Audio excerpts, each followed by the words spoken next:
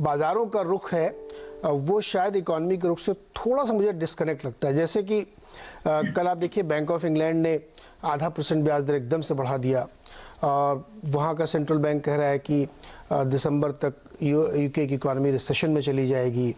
US में भी इस बात को लेकर के बहुत डिबेट चल रही है कि क्या होने वाला है क्या नहीं होने वाला है। हाई फ्रिक्वेंसी नंबर कुछ एक अलग कहानी कह रहे हैं। भारत में भी अगर आप देखें तो इन्फ्लेशन पीक होता हुआ दिख रहा है। आरबीआई के प्रोडिक्शंस में कोई चेंज नहीं आया है, यानी कंट्रोल में रहेगा।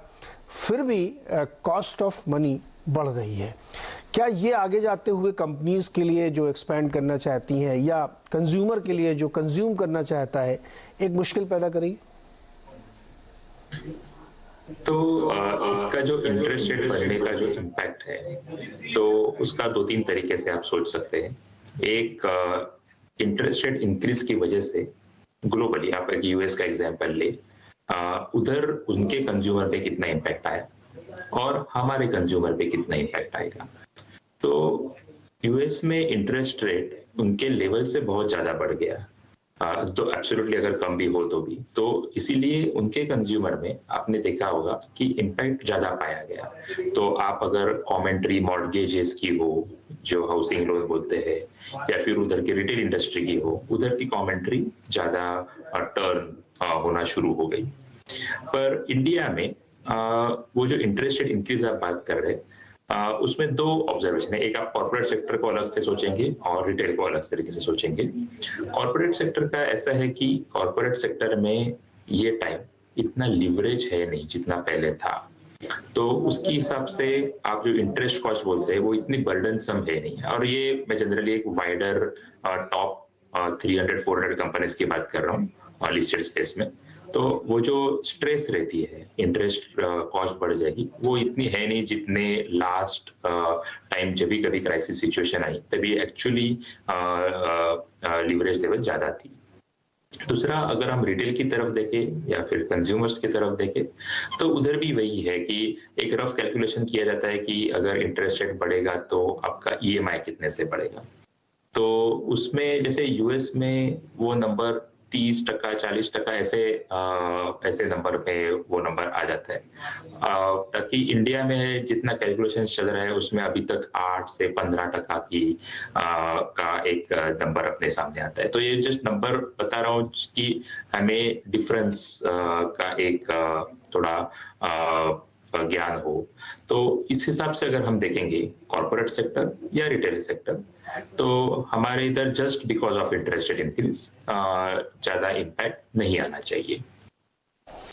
ओके, अच्छा, ये भी बात थोड़ी सी वाजिब है कि प्री पैंडेमिक लेवल पे भी अगर आप रेट ले जाएं या उससे 20-25 बेसिस पॉइंट ऊपर भी जाएं तो कंफर्ट जोन रह सकता है। हालांकि इसमें एक हिंड्रेंस ये है कि हमारी जो एम्प्लॉयमेंट ग्रोथ है वो थोड़ी स्लो है, लेकिन जिस तरीके से दिख रही है डिमांड और कंपनियां अपना एक्सपैंड करें तो शायद वो मैनेज हो जाएगी।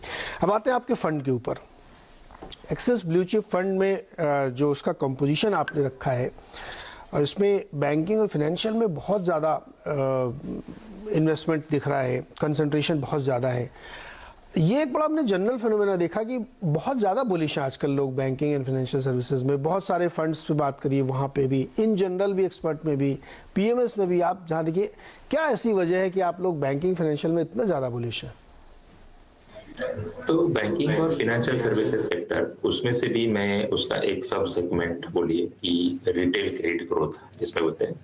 तो एक होता है कि आपका कंट्री का जीडीपी ग्रोथ का एक मल्टीप्लायर से बैंकिंग और फाइनेंशियल सर्विसेज की क्रेडिट ग्रोथ जो रहती है वो चलती रहती है। अभी अगर हम उसको भी अगर बाइफरकेट करें कि क्रेडिट ग्रोथ में क्या क्या आता है, कॉर्पोरेट का क्रेडिट ग्रोथ और कंज्यूमर दैट इज रिटेल का क्रेडिट ग्रोथ, जिसे हम रिटेल क्रेडिट ग्रोथ बताते हैं। तो कॉर्पोरेट का जो क्रेडिट ग्रोथ है उसमें हमारे हिसाब से ज्यादा तेजी आना अभी थोड़ा टाइम है उसमें।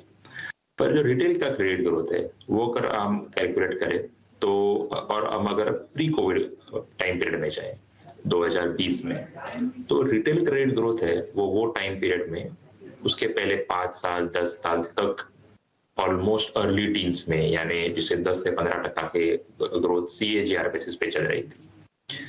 अभी कोविड के हिसाब से और कोविड की वजह से उसमें थोड़ा सा स्लो डाउन हुआ लास्ट 2 साल। अभी वहां से अगर सिचुएशन ठीक रही, जो कि अभी इन्फ्लेशन के जो ड्राइवर्स है, जैसे बता रहा था, वो भी अगर वहां से रिवर्स हो गए जैसे वो हो रहे हैं और इसलिए इन्फ्लेशन भी कंट्रोल में आ गया, तो रिटेल क्रेडिट ग्रोथ जो पहले के टाइम पीरियड में बहुत ज्यादा चल रही थी, वो वापस आ सकती है। तो इसीलिए जो retail credit growth driven bank हो या NBFC हो, जिन्होंने अपनी एबिलिटी कंज्यूमर को लोन देने के लिए, जिसमें मॉर्गेजेस आते हैं यानी हाउसिंग लोन आते हैं, जिसमें ऑटो लोन आते हैं, जिसमें अनसिक्योर्ड लोन जिसे बोलते हैं, कंज्यूमर ड्यूरेबल्स के लोन है। तो इकोनॉमी के और कंजम्पशन के कोई भी आइटम आप ले लो, सबसे बड़ा आइटम ऑब्वियसली घर है, उसके बाद गाड़ी है, उसके बाद कंज्यूमर ड्यूरेबल्स है। तो ये सारे आइटम्स, या फिर इवन ट्रैवलिंग है, ट्रैवलिंग पे भी बहुत ज्यादा अनसिक्योर्ड क्रेडिट दिया जाता है। तो नॉर्मली ये जो स्पेस है, वो स्पेस अगर ग्रो करना चालू करती है तो उसका proxy again because of credit growth आपको बैंकिंग और फाइनेंशियल सेक्टर्स में उसका इम्पैक्ट पॉजिटिव मिल सकता है। इसीलिए जनरली ये सेक्टर में हमेशा हमारा इंटरेस्ट रहा है। ओके, तो फोर्थ लार्जेस्ट सेक्टर है ऑयल एंड गैस, और सबसे ज़्यादा वॉलेटाइल अगर कोई है या सबसे ज़्यादा अनप्रिडिक्टेबल कोई सेक्टर है तो वो ऑयल एंड गैस का है। कैसे आप लोग इसको जांचते हैं, कैसे आप अंदाज़ा लगाते हैं कि कम से कम ट्रेंड लाइन क्या होगी इसकी? ऑयल एंड गैस में एक्चुअली आप देखेंगे तो अलग अलग तरीके की कंपनियां रहती है। कुछ ऑयल डिपेंडेंट है और कमोडिटी डिपेंडेंट है। तो हम ये देखने की कोशिश करते हैं कि प्योर कमोडिटी जैसे ऑयल हो या गैस हो, उससे डायरेक्टली अर्निंग जिसका इम्पैक्टेड है, वैसी कंपनियां हम कम रखना पसंद करते हैं। क्योंकि वो सेम, बट अगर आप मेटल भी देखोगे तो मेटल में भी वैसा ही होता है कि कमोडिटी प्राइसेस ऊपर नीचे होती रहती है और उसमें प्रेडिक्टेबिलिटी कम होती है। तो इसीलिए उस तरीके की कंपनीज हम जनरली कमोडिटीज जिसे बोलते हैं वो हम कम रखना पसंद करते हैं, जिसमें प्रेडिक्टेबिलिटी ज्यादा हो, वैसी कंपनी ज्यादा रखते हैं। इसीलिए आपने जो पॉइंट आउट किया कि वो फोर्थ लार्जेस्ट है, जैसे आपने उसमें कैलकुलेशन से जो पॉइंट आउट किया है, तो इसलिए वो फोर्थ लार्जेस्ट सेक्टर रहता है। क्योंकि उसमें थोड़ी कंपनियां है जो कमोडिटी से ओरिएंटेड है, तो उसमें हम नहीं इन्वेस्ट करना पसंद करते हैं। जिसमें प्रेडिक्टेबिलिटी ज्यादा है उसमें इन्वेस्ट ज्यादा करते हैं। तो लोग कह रहे हैं कि ये साल वैल्यू इन्वेस्टिंग का होगा, ग्रोथ स्टॉक शायद उतना अच्छा प्रदर्शन ना करें, वो है FMCG, और वो आपकी प्रायोरिटी लिस्ट में सबसे नीचे है। इसका क्या कारण है? ये एक्चुअली आप जो ग्रोथ वर्सेस वैल्यू, ये जो डिबेट या आर्गुमेंट चलते रहते हैं, ये मेरे ख्याल से लास्ट 2 साल से है। स्पेशली जब से कोविड लेड फॉल हुआ मार्केट में, उसके बाद ये आर्गुमेंट ज्यादा शुरू हुए। उसके पीछे बहुत सारे कारण हैं।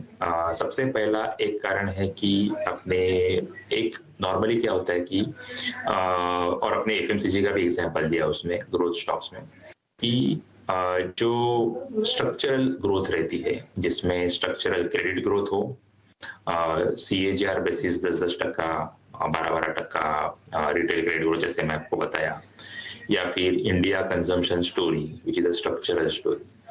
तो ये स्टोरीज हमेशा ही इंडिया में महंगे, रिटेल इंडस्ट्री हो महंगे रही है। तो ये एक ग्रोथ हो गया। तो कोविड की वजह से एक तो इनकम इम्पैक्ट हुआ अर्निंग्स लोगों पे, तो इसीलिए आपने देखा होगा कि कंजम्पशन स्टोरी इतनी ज्यादा पिकअप हुई नहीं। तो इसीलिए ये जो सेगमेंट है जो B2C, इसीलिए हम अगर बाइफरकेट करना चाहे instead of growth versus value, actually अगर आप देखें तो B2C सेगमेंट जिसमें कोविड का इम्पैक्ट ज्यादा है, वो segment has not done well in last 2 साल में कोविड के बाद। अभी अगर आप B2B सेगमेंट में देखें, जो एक्चुअली कोविड के क्रैश के बाद वैल्यू था, पर अभी उसमें से बहुत सारे सेगमेंट में वैल्यू इतनी रही नहीं जितनी पहले थी, क्योंकि मार्केट ये 2 साल से ये ट्रेंड चल रहा है मार्केट में।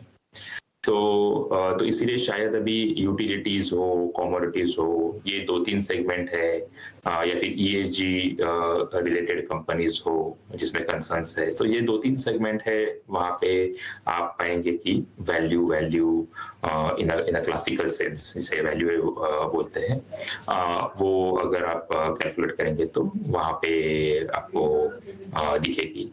पर जो कि ये ट्रेंड लास्ट 2 साल से चल रहा था, most of other B2B segments जो है वहां पे वैल्यूएशन अभी ज्यादा हो गए हैं।